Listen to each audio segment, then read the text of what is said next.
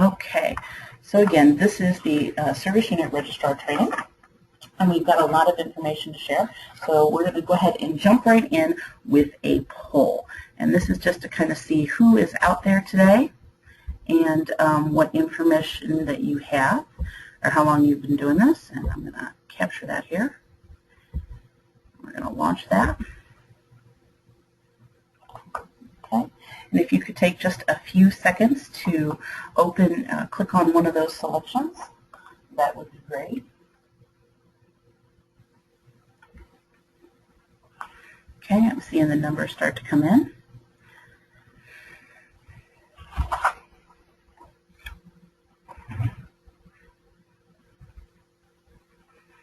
Give you just a few more seconds to select your options here. Okay. I'm going to close that, and then I can share with you the results. So the majority of you on the poll have been starting new this year, so that's great. That really is the intent of this webinar. Some of you started last fall or have been at it a while now, and that's great because this will be a refresher for you, and if you have any questions, you'll be able to ask and hopefully get the information that you want as well. Okay. I have also sent you an email. I don't know if you can check it now, but that is going to be having a couple things that I'm going to show you on the screen, but you'll be able to then refer back to and get the information that you need. Okay.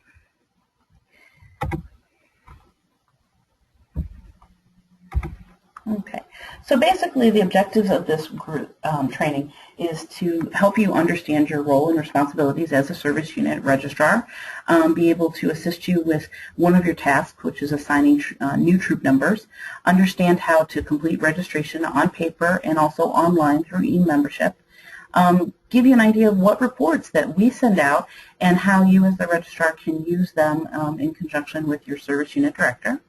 Also be able to share with your volunteers the importance of reporting your volunteer positions and completing the troop meeting details. That's a big group of information that we need to capture, and we need your help to get the word out. And also to understand the GSNEO scoutship process so that you can explain it to others, and understand the GSNEO volunteer application process. Okay, so I did email you the Service Unit Registrar position description, and just to kind of go through it really quickly, there is a summary of the position, and basically it just talks about what are the things that you need to do. The registrar will collect membership registrations and re-registrations from the troops, review them for completeness and accuracy based on procedures, and ensure timely delivery of all forms to council. And then also maintain service unit membership registration records and note changes as needed. So that is the primary role. All terms are 1 year, whether it's a troop leader, service unit director, registrar, they are 1 year and they can be renewed annually. The time commitment we say is about 2 hours a week, but it really is a seasonal position. So it does have additional times than, in the fall and maybe during early bird where it's going to be a lot more than that. And in the winter there may be times that you're not really doing a whole lot. So it is kind of a fluctuating cycle. And we do provide training, which you are here as well, so that's fantastic. And we do report to the service unit director and to the CME to help you fulfill this role. And there's a bunch of responsibilities, and the biggest one that I would say is really maintaining confidentiality, because you're going to have a lot of information at your fingertips, emails, phone numbers, ages, birth dates, that kind of stuff, and we don't want to share that information with too many people. That needs to be something that we keep internally, and it's one of those things we're not going to post the service unit roster on the website for all to see. If you need to send a roster to a troop or something like that, you can do that, but we're not going to be sharing all these reports with all the service unit, every troop in the service unit. Let's see. We talked about a lot of the things in the summary as well. So assisting leaders with training on materials and procedures, that's a good one. Submit membership forms in a timely manner to council. Communicate with your service unit team to ensure that girls are registered before participating in activities. Attend service unit team meetings and leaders meetings, and help the SUD reconcile monthly reports. So those are all part of the responsibilities, and we hope that that makes sense. Again, you can review this in the email that I sent you. There is also obviously qualifications, so making sure that you have organization skills and communication skills and computer skills are very helpful to access the reports as well as to kind of keep track of some of the membership pieces. And then the code of conduct is, we have this as part of everybody's volunteer position description, is how you're going to act as a volunteer Girl Scout. So that's pretty common. And then the agreement is that you sign it, we sign it, and basically you're appointed for the year. Okay. Okay, so we're still in the midst of doing renewals for 2014 and 15. And actually a lot of people have lapsed. If they haven't rejoined, at this point they are considered a lapsed member. And with that, there are some pieces that we need to go through.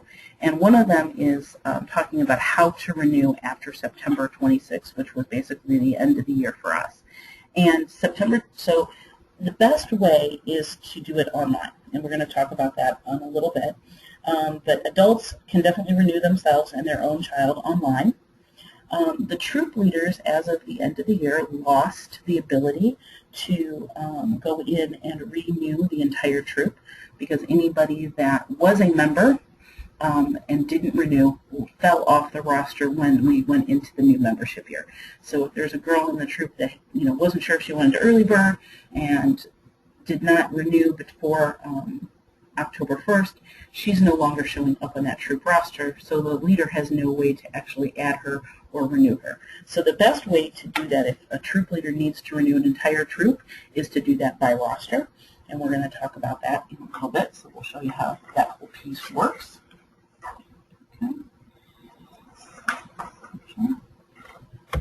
Okay, so this is what the troop roster looks at, and it's just a sample picture of what it would be. And what we're going to do is we're going to cross out any information that's incorrect, and we're going to add in the information that is. So if the address has changed, we're going to put in the new address, and we can add positions to adults as well. The main thing here is that we want to capture for adults the address, email, phone number, home and cell, but whatever is preferred, at least one of those, date of birth, and employer is helpful as well. So those are things that if it's not listed here, we never got the information and we'd love to have it. So as we do some data cleanup and as we're doing some other things, it's very important that we have primarily the address, email, phone number, and date of birth. This is what it looks like on the girls' side. So again, we're going to cross out any member that's not renewing, and we're going to highlight the ones that are and make sure we make it very clear what we're updating and changing.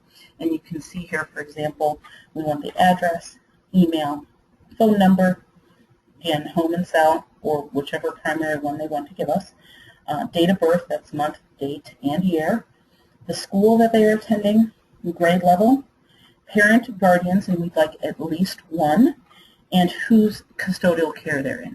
And you can see on here that Sally Scout has a pretty good thing. So we have her ID, we have her address, we have her email, we have the date of birth, we have her photo permission, we have her school, we know what grade she's in, and we know that she's in custody of both parents, and we have at least one guardian who has all that information as well.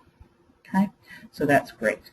There are some, if it doesn't show up here, it means we don't have the information and we need to update that. So that's really important.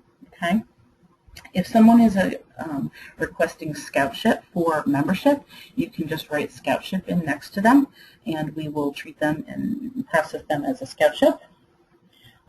If you are otherwise, you would submit this with your membership summary and payment and get that to council, and we would make sure that we process that in a timely fashion. I'm very happy to report that the paper monster that we had this time last year has been tamed, and we are actually all caught up on paper registrations and are almost caught up completely on Scoutship registrations as well. So I'm very excited to be able to tell you that as they are coming in, we are processing them very, very quickly this year. We kind of caught up, and that's a huge thanks to our registrars and service unit directors who were encouraging all girls and troops to register online. So that really does keep the paper pile down. So you should be able to see new members, and the reports that you'll be getting in the 1st of December should be very, very accurate with everybody that is registered. Okay, so if they aren't not able to do the roster, the next best thing is to do the paper registration, the regular paper registration form. And like I said, that's best used when they're a brand new member. But if you only have one girl in the troop that's coming back, you can do that as well. Okay.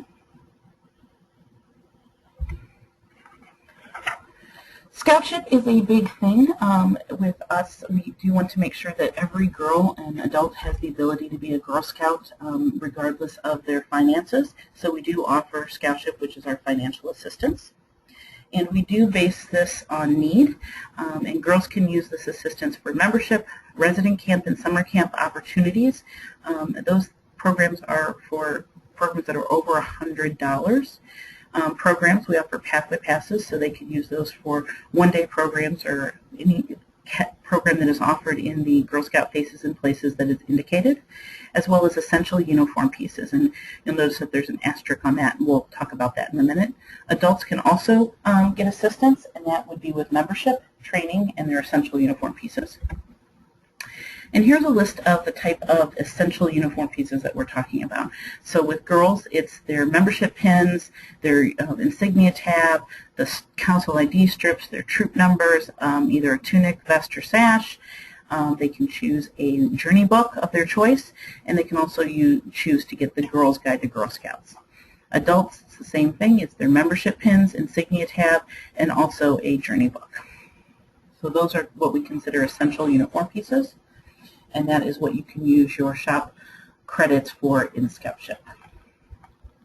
I'm just going to pause and make sure I don't have any questions here. Okay, so far I don't see any, so that's good.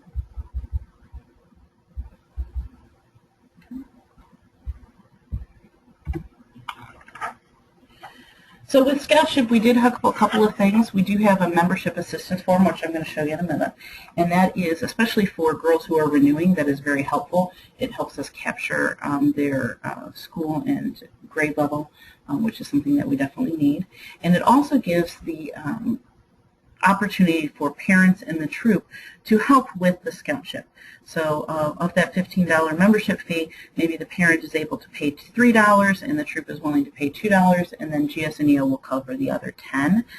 We do know that the Scoutship pot, we try to keep it there as long as we possibly can and to give everybody a possibility, but there is a point in time when it does run out. So anything that we can have, that the parents can help or the troop share can help extend that as long as possible and make it available to as many girls and adults that need it as possible. Okay. The leader and volunteer must receive the parent and guardian permission to ask for assistance for the membership fee, and we also reserve the right to ask for proof of income. And as of August 1st, you can actually go online and do the Scoutship as well. So I'm going to give you a screenshot. This is the membership assistance form, and that is available on gsneo.org. And this is kind of what it looks like to do the application online.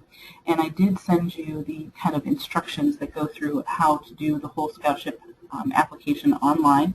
And you have to do the online application if you want to receive the store credit, the pathway passes, and the percentage off your summer camp or resident camp experience. It cannot be done via paper. It has to be done online. And the main thing to remember is that the parent has to register first. They can then add their child underneath them. And then if they want to apply for themselves for Scoutship, they can do it under their profile. If they're just applying for Scoutship for their daughter, they have to log off as themselves, log in as their daughter, and then they can apply for Scoutship. And you'll notice on that screen, it'll say when you're doing it who you're applying for. So it makes it very, very clear who they're actually applying for, whether it's the girl or whether it's the adult. And I'm just going to real quick go over and show you.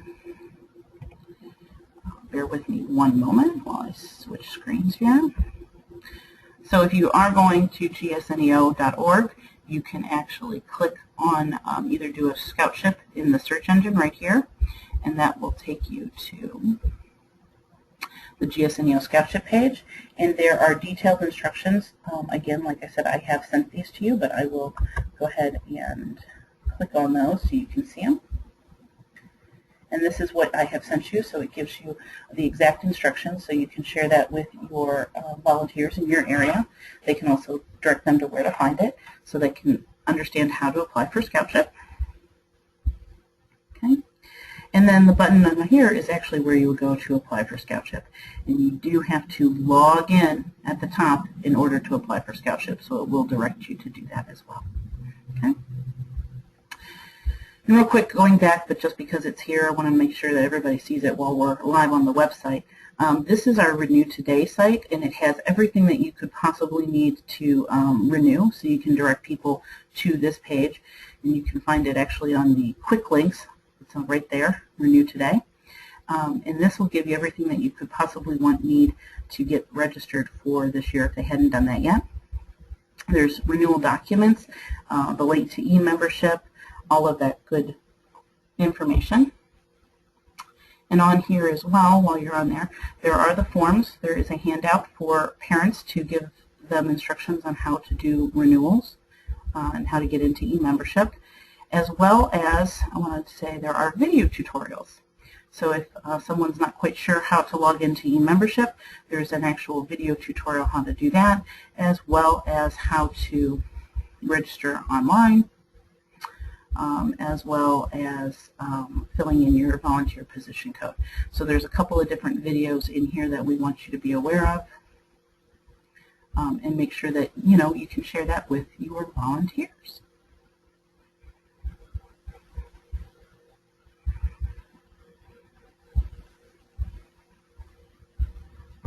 Okay. All right.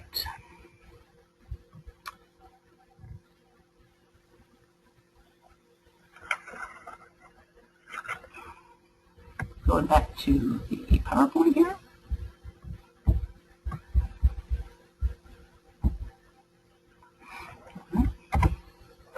Records retention is a real quick thing. We're suggesting that you keep rosters from the previous year, and it would probably behoove you to have the last 2 previous years and then the current year. So we kind of talk like a 3-year cycle.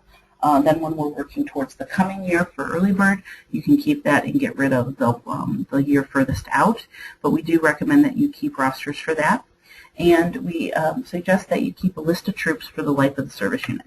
A lot of times we have membership here should be in there, and whether they are inactive or active. And that helps with assigning troop numbers. If you have a list of troops that have ever been assigned to an organization, we suggest that you have that.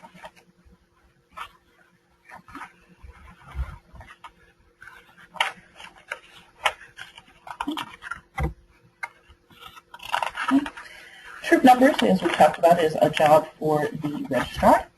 And every spring, GSNEO sends your CME a block of available troop numbers for new troops in a particular service unit. You, as the registrar working with the SUD, is responsible for currently assigning these numbers. Now, I will say that this process will probably be changing, but this is the current process, and we will inform you when that changes. Service unit registrars are responsible for knowing what troops in your service unit that have maybe disbanded or merged, and if you can notify your CME or registration at GSNEO of those troop numbers. Remember, we rest troop numbers for 3 years before reactivating. So we don't want to have a group of senior scouts that maybe have graduated or disbanded and pass that number on to a DAISY troop right away. We want to let that rest 3 years so there's no misunderstanding and no mixture of age levels or confusion. So we do let that number rest for 3 years. Okay. There are some special troop numbers. Each service unit should have a troop that is for individually registered members, and it's made up of girls and adults who have decided they wish to be independent of a troop, or lifetime members that don't have a volunteer position or troop affiliation currently. These troops can be identified because they start with a 2 and they end with the 3 digits of your service unit number. For example, Service Unit 501 has a troop 25501, and Service Unit 969 has a troop 29969. Okay, so the numbers, here it is, right here. Okay, so you can see that. All right. And we also have some additional school groups or series groups that also begin with a 2. that kind of sets it apart from our traditional troops.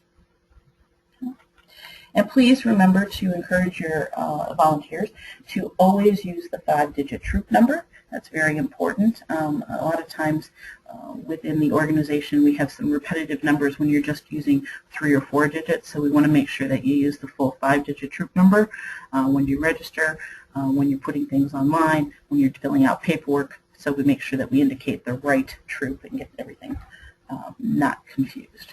Okay. We're going to talk about registration forms.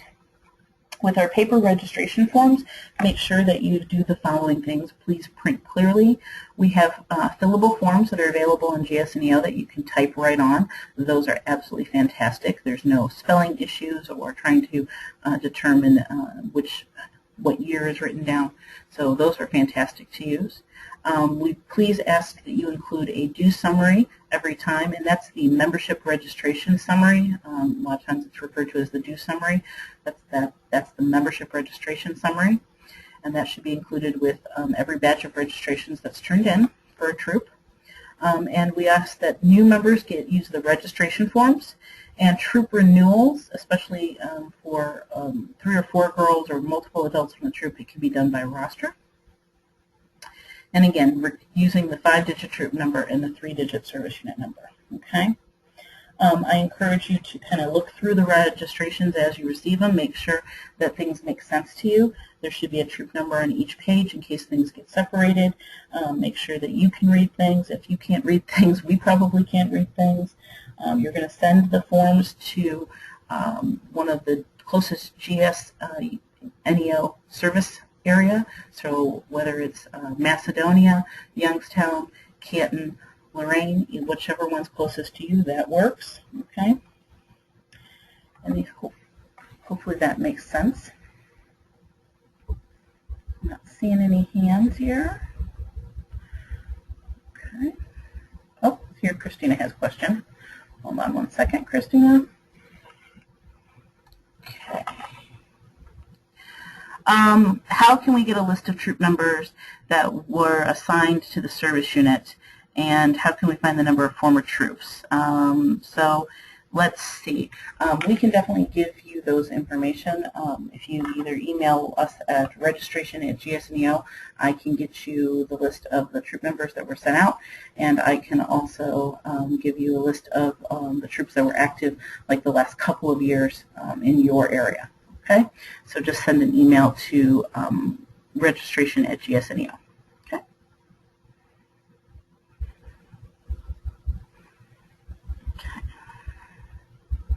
Just making sure there aren't any other questions here. Bear with me one moment. Okay, great.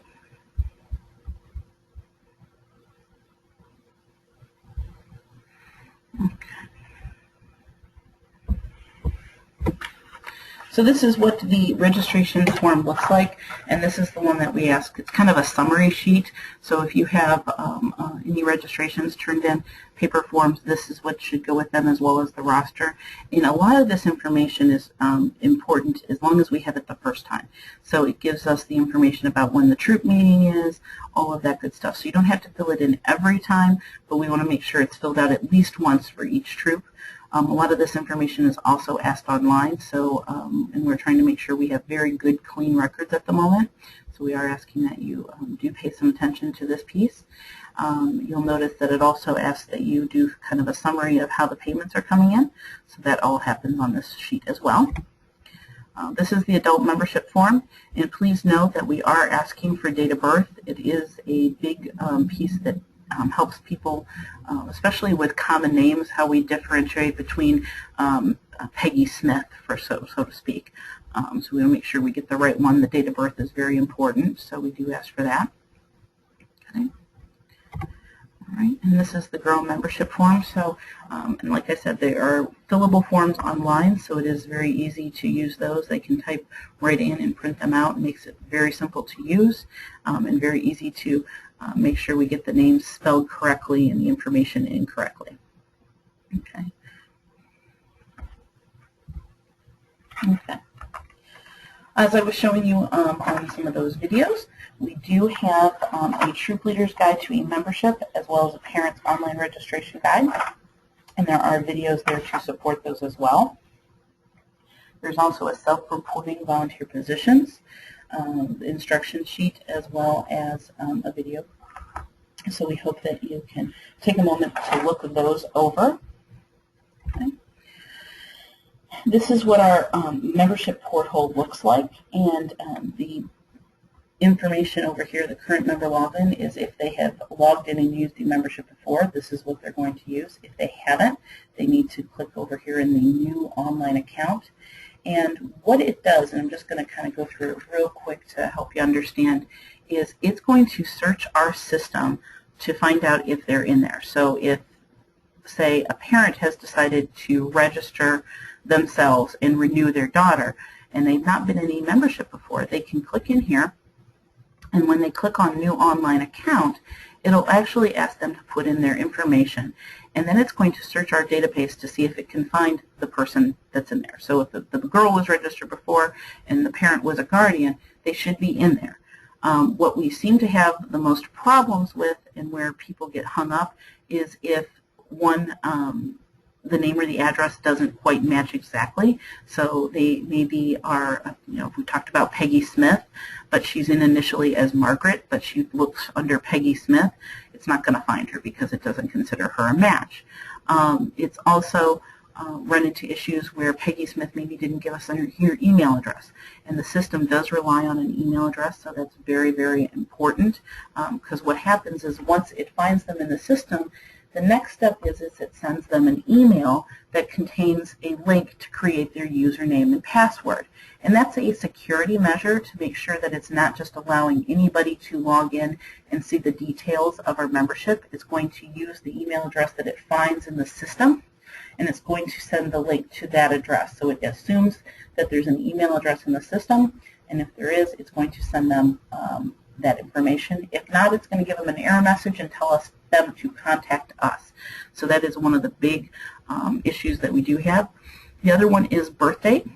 If the birth date is in incorrectly, per se they maybe gave us, they made themselves a little younger, or maybe they put themselves down as being on the 1st instead of the 15th, we run into an issue there because it doesn't find them as a match either. So those are some of the most common things that we run into with people who are trying to log in to e-membership and are unable to.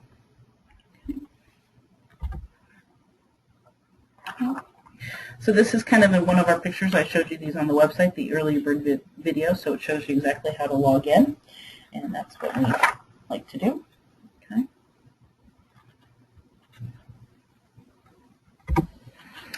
Okay.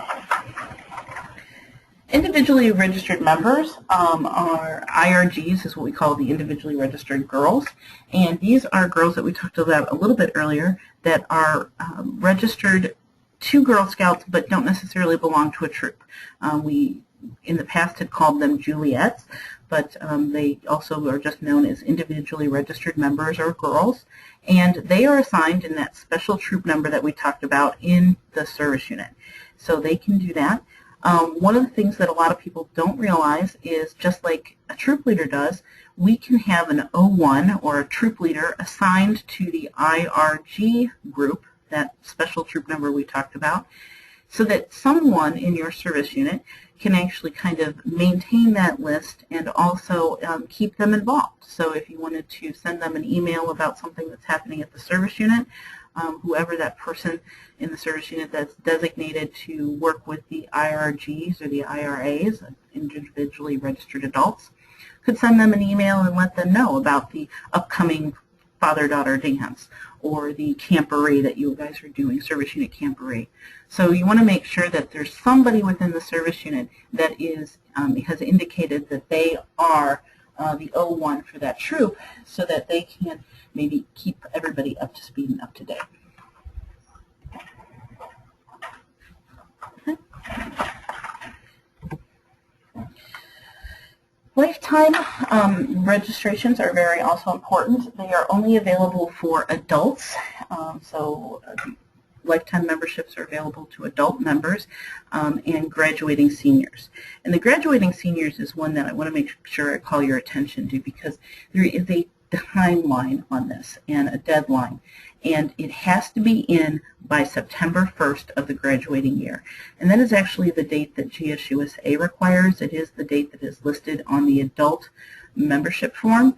So we want to make sure that if you have girls that are graduating from high school and going to become adult members, and the troop wants to get them a lifetime membership, or the parent wants to purchase them a lifetime registration, that they need to make sure they get that done and into us here at Council. It can't just be into you, it needs to be into us by September 1st of the year that they actually graduate. So if they graduated in May, they had to have it in this September. If they're going to be graduating this coming year, they have to have it in by September 1st of 2015. There is a reduced cost only for graduating seniors. It's $195, and the only way to actually do that and get the discount is to do it via paper. Okay?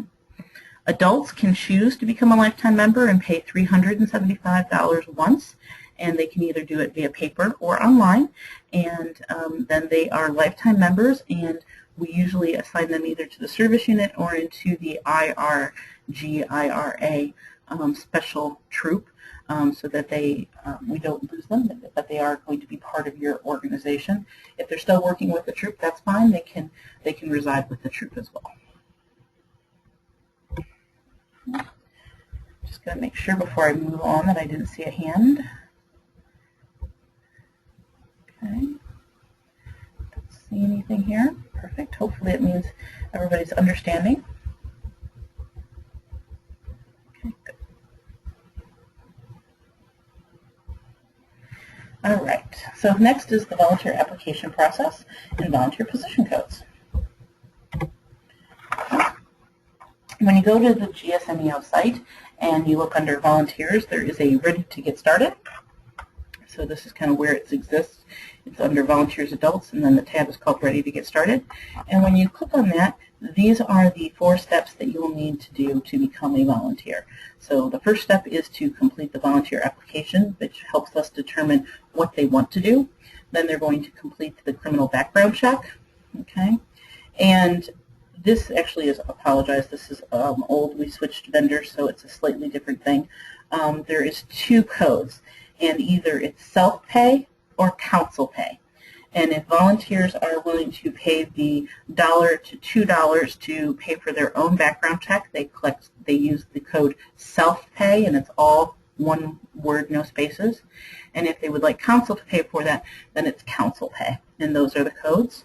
And it explains that when you click on the criminal background check link. Okay. And then the membership one will take them to e-membership so that they can join there. And then they can see the list of trainings when they click on trainings. So those are all of the pieces they need to do in order to become a volunteer. If they do it all online, then it seems to run very, very smoothly, and we get them up and running in less than a week. Where we run into problems is they complete their volunteer application online, they complete their criminal background check online, but their membership is done via paper form, and there is a delay when that happens because we can't appoint them as a volunteer until they actually are a member, and that can sometimes, there is a lag time between when everything else is done online and then their membership form may take a while to get put in. So like I said, we are caught up on paper, but that isn't always the case. So there might be that lag time. Okay. Volunteer position codes are really, really important.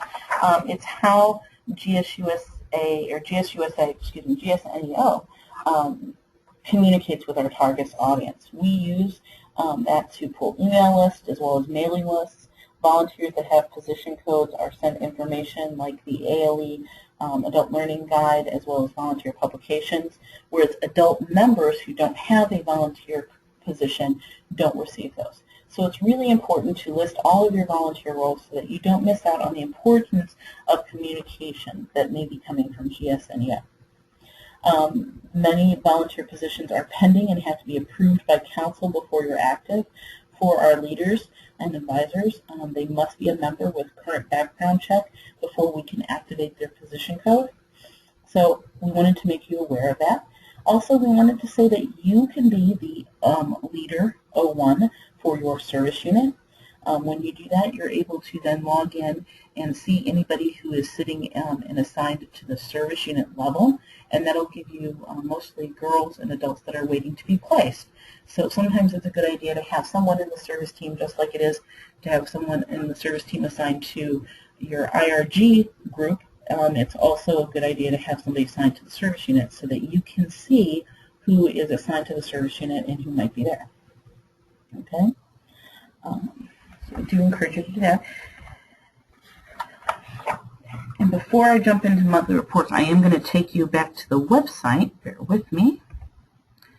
And I am going to show you that real quick how to do that, because I think it's really important. And what it is when you log into eMembership, and you can see that I have actually logged in, and you can see my profile and my record. I have my family, so if I wanted to register my husband or my pet, I could do so. I don't have any children, so I'd have to register my dog. I don't think there's a lot of programs for her, but she'd love it.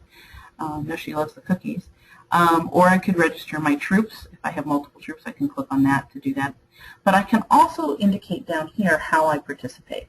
And if I wanted to add a volunteer role, I can click on that green piece here. And it's probably going to make me sign in again. Let's see if I can refresh it up here.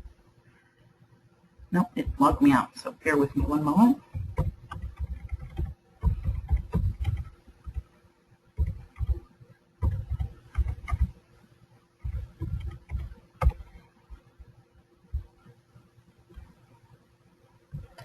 Okay, so I click on my information, and if I come down here again to add volunteer role, I am able to go in and select a different role. So if I wanted to say that I am the leader advisor, and it would be this current year, and I'm going to actually select a service unit, I would put in the service unit or the troop number, and when I hit search, you'll see that it comes up. If I double click on it, that's when it populates, but you do have to double click on it down here to get it to populate into this gray area, and then you can click add. Okay, and then when you do that, you can see that it's down here as well, and that it's down here as pending. Okay, and that's really important. All 01s will come up as pending until we verify that you have a background check not ready to go. But it is very simple once you've logged into eMembership to update your volunteer positions. Another one is, for example, if you wanted to do either recruiter or you start typing registrar, you can actually put down yourself as a registrar, and you can assign yourself to the service unit. And you want to make sure that you do this so that you get all the notifications that come from me or that come from the Volunteer Development Department in regards to your role and maybe things that are happening or coming up. So there's a lot going on with this new kindergarten through 5th grade customer initiative, so we don't want you to miss out on that information. So please go in and make sure that you are in as a registrar for your service unit and that position is showing up. Okay. Is there any questions on that information and how important that is? Okay. Not seeing anybody with their hand up or anything like that or any questions, so we're going to go ahead and go back to our PowerPoint.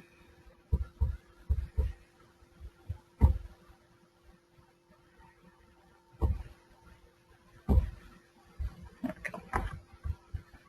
Good. All right. So GSNEO has also started sending out monthly reports. And these monthly reports come from Amanda Kohler, and she sends them out to the service unit usually within that first week of the month. She does have quite a few service units and quite a few reports that she has to send out, so they may not always be there right on the first of the month, but they are usually, you would receive them within the first week. What we have asked is that all service unit teams come up with one email address that is for your service unit. And it shouldn't be a personal email. It should be a service unit email that multiple people can access and check. And those are where we're going to be sending the monthly reports. Currently, they're sent directly to the service unit director, but we're moving towards where everyone on the team can access them if necessary. Some of the things that we're doing is we schedule, hopefully some of these reports will be scheduled and automatically sent, and we can only send those to one email at a time. So we're asking that if each service unit team could come up with a generic email, either a free email at Yahoo or Gmail, something like that, that is specific to your service unit, then that's where we're going to send a lot of these communications. And as we move forward with the customer engagement, there's going to be some other additions that go to that. So that is kind of important that we do get that in. Oops. Okay. So at this point in time, if they're going just to the service unit director, please ask the service unit director to share these reports with you, and you can kind of talk to them about how that you can be useful with these reports. These reports give GSNEO, the GSNEO sends, give you as the registrar the ability to reconcile what is in the council database with what you have collected. So if you're not getting copies of the monthly report, please talk to your service unit director. These reports contain a lot of information about our members, so it's very important that we handle the information with care. That means you should not send the full report out to your entire service unit, and it should not be posted online. Reports can also be used to see what information is missing or correct, so you'll be able to see who's missing email addresses, maybe if somebody's not listed in a troop and they should be. And you can also always either work with your CME, your community membership executive, or with us at registration@gsneo.org to fix that information. Okay. So I'm going to go through these reports. These are a list of all the reports and kind of the schedule that we send them, but I am going to kind of go through and talk about them in a little bit greater detail, so bear with me just a moment. And we are looking to update some of these reports again as we are working with this customer engagement initiative. Some of them will be changing. But what we'll do is we will hold another call, or we'll send out an update to let you know when we are able to change and switch some things. Okay. So the first one is the MBR 7000, and this gives you a list of registered troops by service unit. And what's nice about this is you can identify within this report what age level the troops are and look at it in one glance. How many girls are there, how many adults, and go from there. One thing to remember is that adults are only counted once. So whichever troop holds their primary membership, their primary registration, basically whichever troop they paid their $15 to register, is which troop they're counted with. So if you have an adult that is working with 2 troops, they're only going to be counted under the one that they actually paid their membership registration to. Okay, hopefully that makes sense. Okay. All right, but this is a really quick look at all of the troops in your service unit, and it gives it to you in one nice sheet to see what age level they are and how many girls are in each one. The next one is the actual troop roster report, and this is the report that we use when we're doing the renewals, so you can actually see, because it gives you a very detailed listing of everyone that is in the troop. You can use it to verify that each troop has an active leader, and that makes sure it has 2 unrelated adults that work with the troop.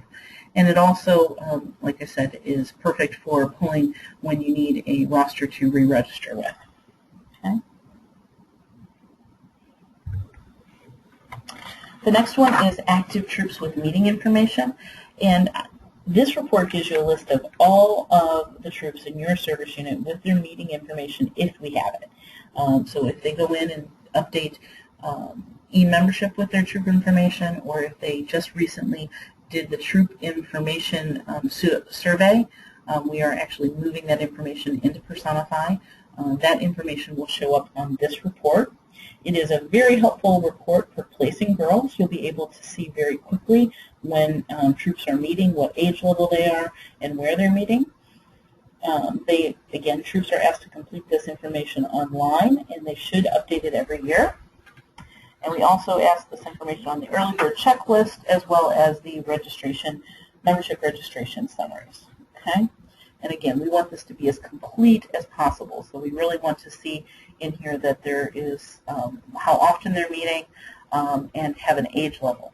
What I will say about this multi-grade level is we're trying to really focus in on what is the majority of the girls in the troop rather than having multi-grade level. We're really trying to identify what age level it is, and that is, again, part of this whole customer engagement strategy in the systems migration that we are going to be doing. So we are asking everybody to identify what age level they are working with. We understand a lot of troops have multi-age level, but we are asking you to kind of focus and pick on either the majority of girls in that troop or to pick with the youngest and move forward. And it's going to have a lot to do with what you can access and move forward with. So we are asking that you do that.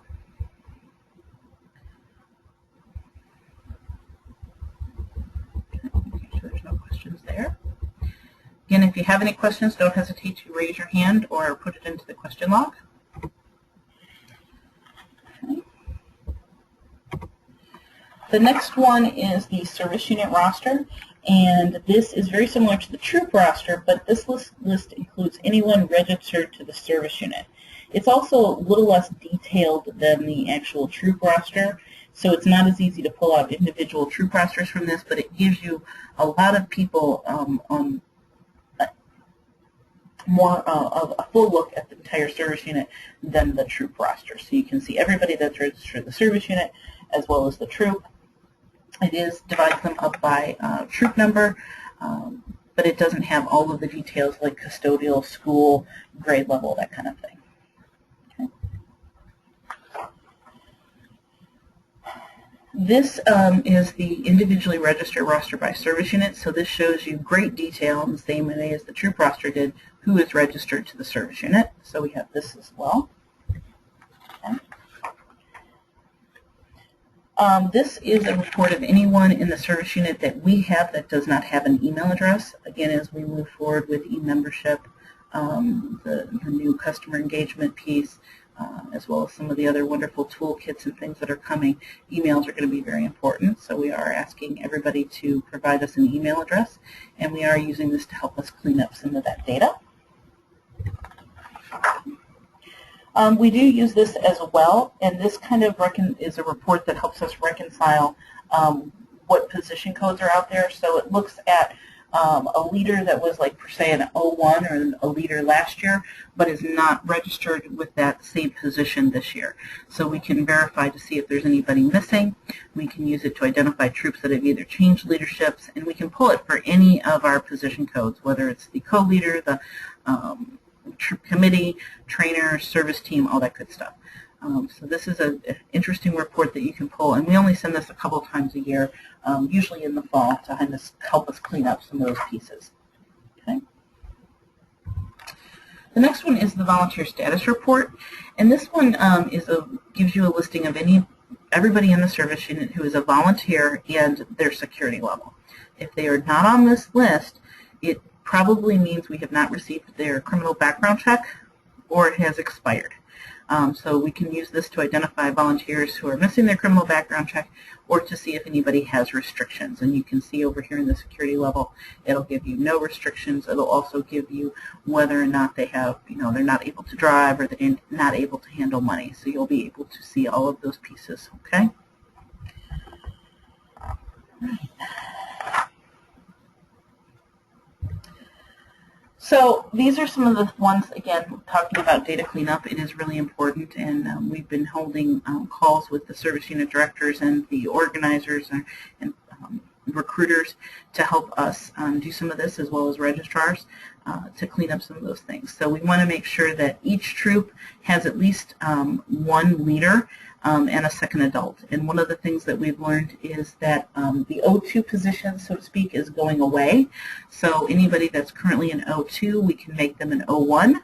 So we want to be doing that. And we want to make sure that each girl has at least one guardian with their email address. As we're moving through the next one, the active troops is another one that we use for data cleanup. We want to make sure that each troop has accurate and complete data with their meetings. Again, we want to collect all missing emails from anybody that doesn't have an email address. That's going to be vital as we move forward.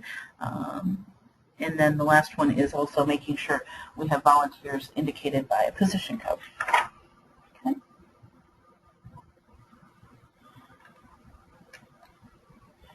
All right.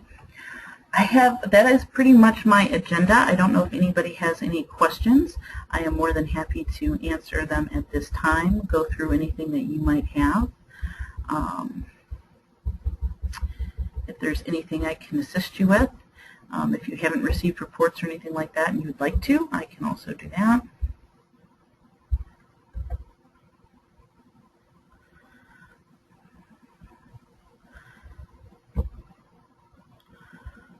Trying to open my question log here.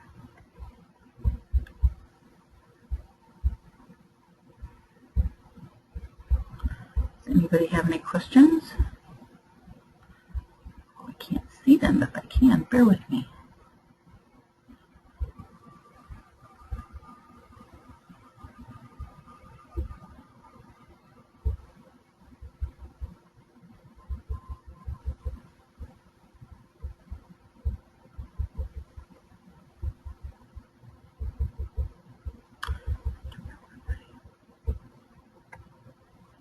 See, Stephanie has a question.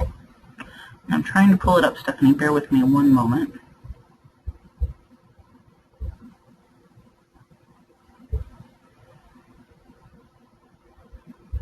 Carolyn has a question. Everybody's getting questions and I can't see them.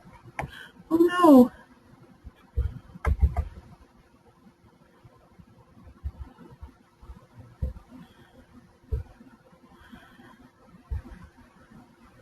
Here. Aha, okay. I found the question log. Okay. If changes need to be made, should you send them to the CME? Yes, you can send them to the CME. That would be primarily, you can also send them to registration at GSNEO, but try first with your CME. That would be great. When can we start receiving reports? Should I talk to my CME at council? Please advise. Actually, first reach out to your service unit director. Right now, all of the reports are being sent to your service unit director. If you don't have a service unit director, then email me at registration@GSNEO, and we can put you on the list to make sure that you're getting them as the registrar. But again, I'm encouraging all service units to come up with one email for their service unit. Okay. So the question from Ashley, our basic function is just making sure that the troop leaders have signed up and with their girls. And that is a big chunk of it, yes. You are really to help facilitate and reconcile that process. So when we met with the registrars this winter, I explained the whole early bird process to them, and they became then the voice that went out to the service unit and shared that with the volunteers of how early bird was going to work. So it's not just paperwork. You also need to be able to speak at your leaders meeting and give instructions for registration. But it is then, comparing and contrasting whose registrations that have been turned in and who actually exist at the service unit level. So, you may see a leader at the service unit meeting and you don't see them on the roster anywhere. So yes, you would need to follow up with them to make sure that they get registered. Okay. Let's see here. Do we go to our CME to be made O1 for the IRG group or troop? And no, you don't have to. You can actually do that by putting your name in, just like I did in the volunteer positions in EE membership. So you can either send it to your CME and ask them to do it, but you can also do it yourself by going in. And again, remember that special IRG group is starts with a 2. The second number is your regional number, so either a 5, 6, 7, 8, or 9, and then it's the same as the first digit of your service unit number, and then it's followed with the 3 digits of your service unit number. Okay, so I can go back and show you that screen. My service unit school name has changed for our town. What is and GSNEO is not the right choices. They need to be changed. Okay, if you could send those to registration@GSNEO, we can definitely update that. If school names have changed, we do need to correct those, and you can please send those to registration@GSNEO, and we will fix those for you, Trina. Thank you so much for that information. Let's see. Karen is asking, can we have an alphabetical list of registered girls and adults by service unit instead of troop? When we have a service unit event, we have to go through each troop roster until we find the girls. Most don't know the troop number. We can send you that. One of the things we can do if you want that is we can send it to you. Actually, a lot of these can come in an Excel format, and we can give them to you that way so you can filter them however you'd like. So if there is something that you would like, if you can send me an email at registration@GSNEO, please do so. Give me your name, your service unit, and what are the fields that you are requesting. So if you need girl, name, position, troop, all that kind of stuff. Usually when you look at the reports, the fields are kind of at the top of each report, and we can help. I can do it that way. All right? But yes, we can definitely get you, if there's not a report here that you've seen that helps you and you need something, we can definitely get that to you. Okay? This is Julie. Thank you, Julie. She asks, on the monthly report, is there a way to show what new girls or adults have been added since the last report? And unfortunately, there is not. That is one of the ones that we are looking at trying to create for you and build for you. But right now, it does not show you.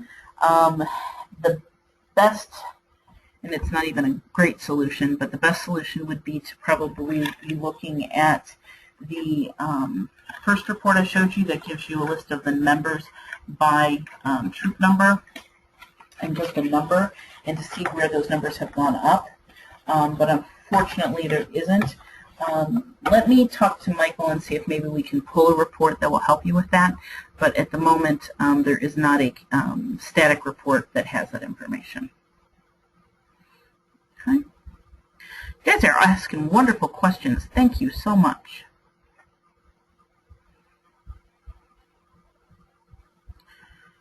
Okay. Any other questions? Hopefully I answered everybody's question.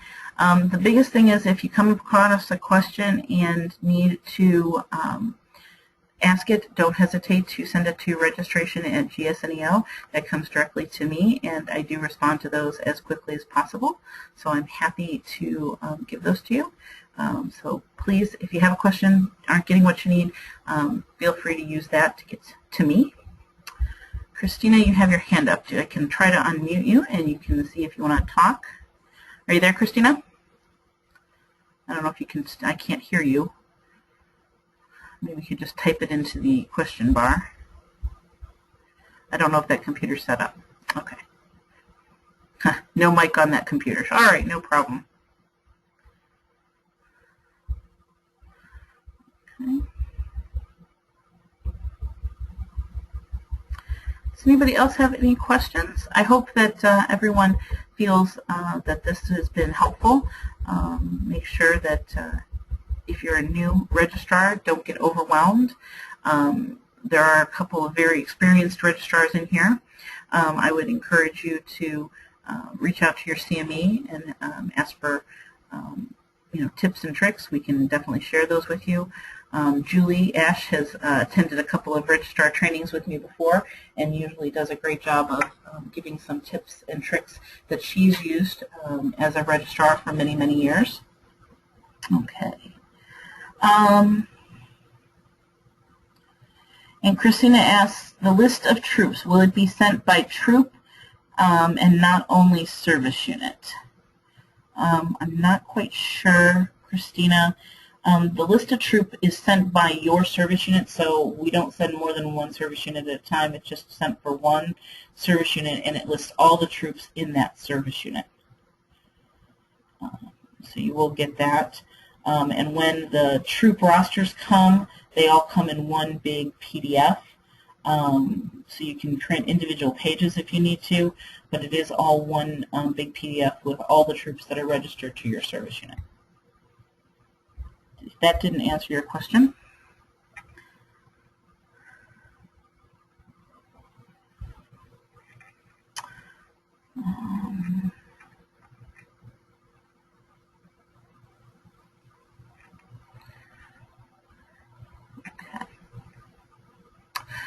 Trina asked, how long does it take for a new troop to show up on the service unit rosters? It should be appearing very quickly. Like I said, our paper piece, paper registrations are very caught up, so we don't have anything that is sitting here in registration. So normally it's about 2 weeks. But right now, our lag time is even less than that. So if you have a troop that is not showing up on your report come December, then I would definitely reach out to that troop leader and to the CME to make sure that their paperwork was turned in. Okay.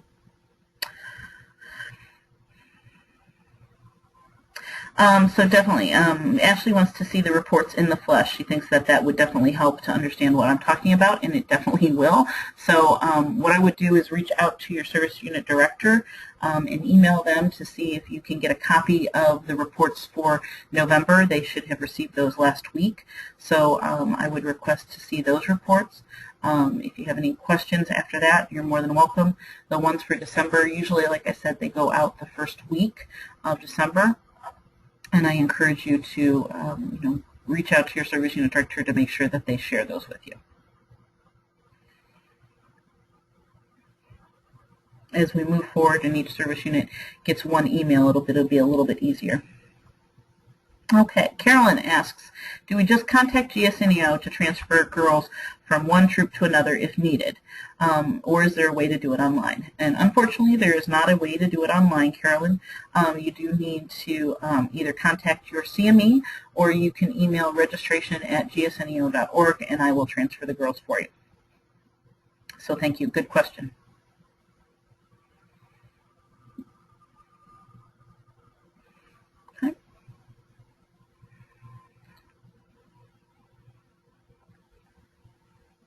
Okay, so Jillian asked me if I could go over again the new email address that I need for service units for registration. And I believe what Kim Klima mentioned this on the last service unit director call, the service unit director call.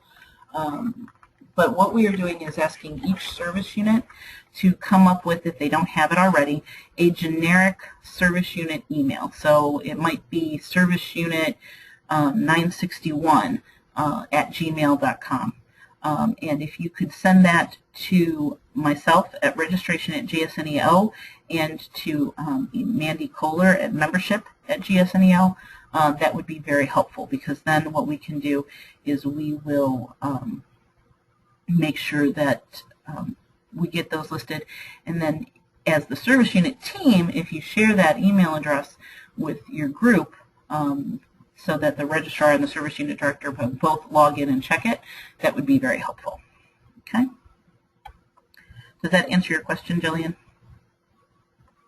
All right, the next one is, does the transfer include out-of-state girls? Ashley, yes, it does. So if you have a girl that just moved to the area and she was a Girl Scout prior, and actually was a Girl Scout this membership year in another state, we can request her membership to be transferred to GSNEO so that she doesn't have to pay the $15 again. So again, if you would send that to registration@gsneo.org, I can start working on that. It does help to know which council that she was in before, as well as her prior address, so that I can make sure we get the right girl transferred over. Unfortunately, we can't transfer girls who were memberships last year. It can only be a current membership. So if they paid their $15 at early bird to another council, we can get it transferred here. Okay. And don't forget, this webinar is being recorded, and we will be posting it online. So if you need to come back and see it again, it will be there. Are there any further questions? I think things have slowed down a little bit. Okay. If you have your hand up. I don't see any hands up. Okay. No, I'm not seeing anything. Okay. All right, ladies. Well, thank you so much for joining the Registrar training. If you have any questions after you look over the job description or after you see the monthly reports, don't hesitate to shoot me an email. I am more than happy to. So you guys have a wonderful evening, and make sure you put down your registrar position in your profile online so I can make sure I send you any emails or updates that come out, and we can include you in any future webinars. So thank you and have a wonderful night.